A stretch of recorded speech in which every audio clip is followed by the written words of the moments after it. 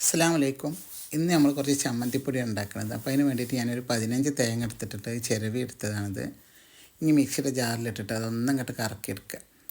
ഇതാ ഈ രൂപത്തിൽ ഇങ്ങനെ വന്നിട്ട് പൊടിച്ചെടുത്താലൊക്കെ നല്ല ഒരുപോലെ വേവായി കിട്ടും. ഉരുളി അടുപ്പത്ത് വെച്ച് ചൂടായിട്ടുണ്ട്. അതിലേക്ക് 1 കപ്പ് ഉഴുന്ന് പരിപ്പ് ഇട്ട് കൊടുക്കുക. എന്നിട്ട് അത് വറുത്തെടുക്കുക. ഇത് പകുതി വേവാകുമ്പോൾ ഇതിലേക്ക് നമുക്ക് സാമ്പാർ പരിപ്പ് ഇട്ട് കൊടുക്കുക 1 കപ്പ്. അപ്പോൾ രണ്ടും കൂടെ നന്നായി ഒന്ന് വറുത്തെടുക്കാം.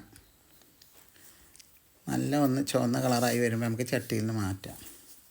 പിന്നെ ആ ചട്ടിയിൽ തന്നെ ഞാൻ 300 ഗ്രാം ഉണക്കമുളകാണ് എടുത്തിട്ടുള്ളത്, വറ്റൽമുളക്. ഇതൊരു കറുത്ത മുളകാണ്, നല്ല എരിവുള്ള മുളകാട്ടോ. അപ്പോൾ അതും കോരി എടുത്തിട്ടുണ്ട്.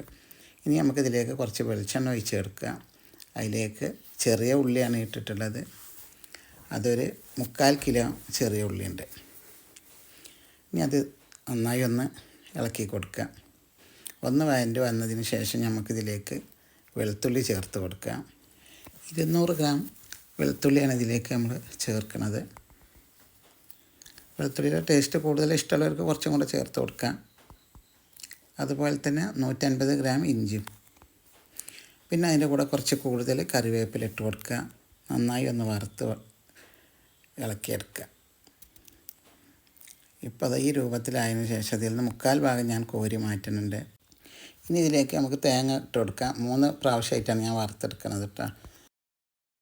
തേങ്ങ ഇങ്ങോട്ട് വറുത്ത് ആയതിനു ശേഷം നമുക്കിതിലേക്ക് കുറച്ച് പുളി കൂടെ ചേർത്ത് കൊടുക്കണം. നന്നായി ഇളക്കി കൊടുക്കണം. കൈ വെക്കാതെ ഇളക്കിക്കൊണ്ടേയിരിക്കണം.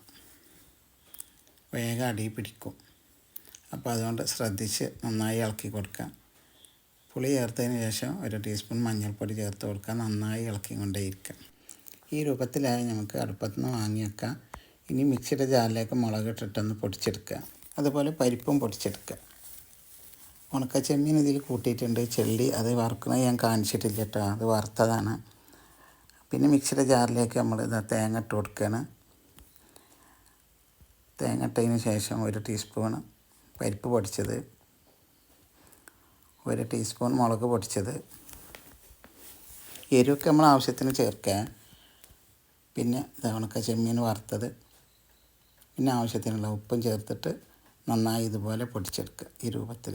അപ്പം മുഴുവൻ നമുക്കിതുപോലെ പൊടിച്ചെടുക്കാം. ഒരു 2 തേങ്ങയൊക്കെയാണ് പിന്നെ നമ്മൾ വറുക്കണമെന്ന് വെച്ചാൽ അതിലേക്ക് നെല്ലിക്ക വലുപ്പത്തിലുള്ള പുളി മതി. 10 അല്ലി വെളുത്തുള്ളി, ഒരു ചെറിയ കഷ്ണം ഇഞ്ചി, 1 ടീസ്പൂൺ പരിപ്പ്, രണ്ടും കൂടെ അത്ര മതി.